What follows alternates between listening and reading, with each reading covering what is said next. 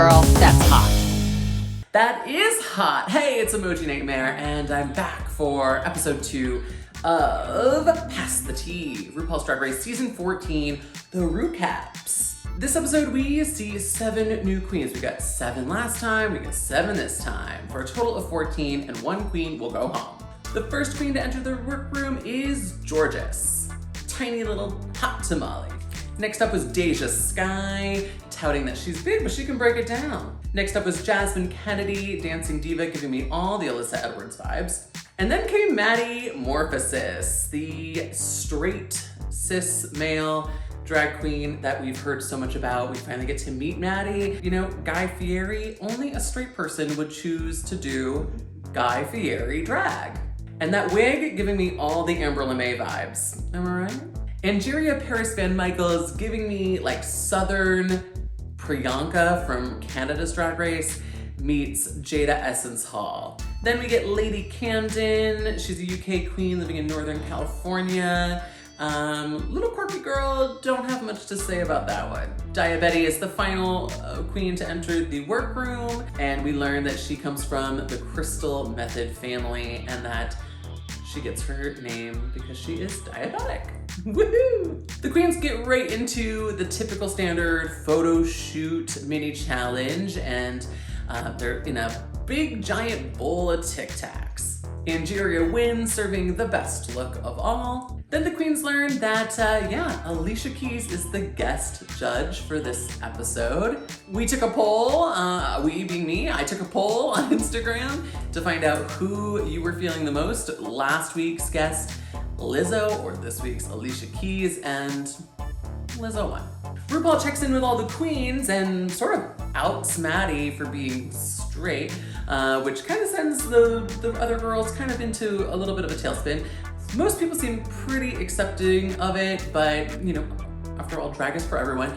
But what I didn't really love was Maddie's like, poor me, I'm straight, I'm just looking for acceptance sort of speech. I get it, but at the same time, I don't.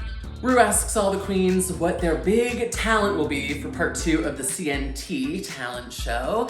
And we learned a lot of the queens are just gonna lip sync, which is kind of what a lot of queens do these days. It's not anything too mind-blowing.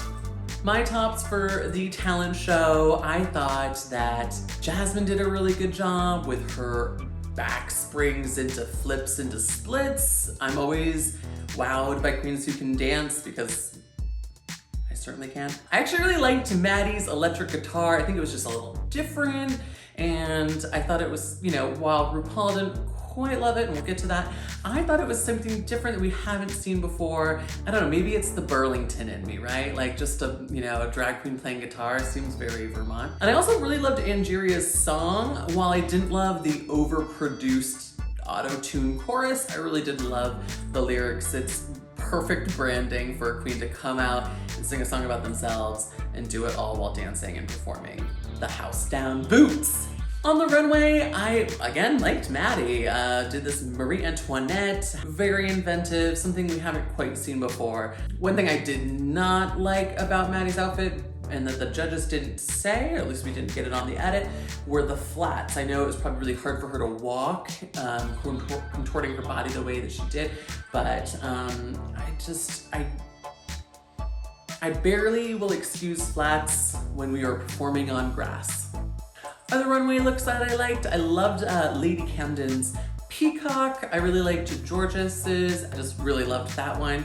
And Deja Skye, I really enjoyed her look as well. We find out right away that Camden and Gorgeous are safe, and the winner is Angeria Paris. Jasmine Kennedy is then given the safety spot, and we learn the bottoms are Maddie Morphosis, Deja Skye, and Diabetti. Diabetti and Deja Skye are told they're lip syncing to Alicia Keys' Falling, and sadly, Diabetti goes home. Every week starting this week, I will be giving you my ranking, who I'm kind of seeing as my tops and my bottoms, and who's sort of falling in the middle for me. We will reveal any changes in the place and in the order each episode. What are your rankings? I wanna know. Follow me on Instagram and interact with my polls that I will put on before and after the episodes air every Friday evening. I'm Emoji Nightmare, and that's it for me on this week's edition of Pass the Tea. Back to you, Amber.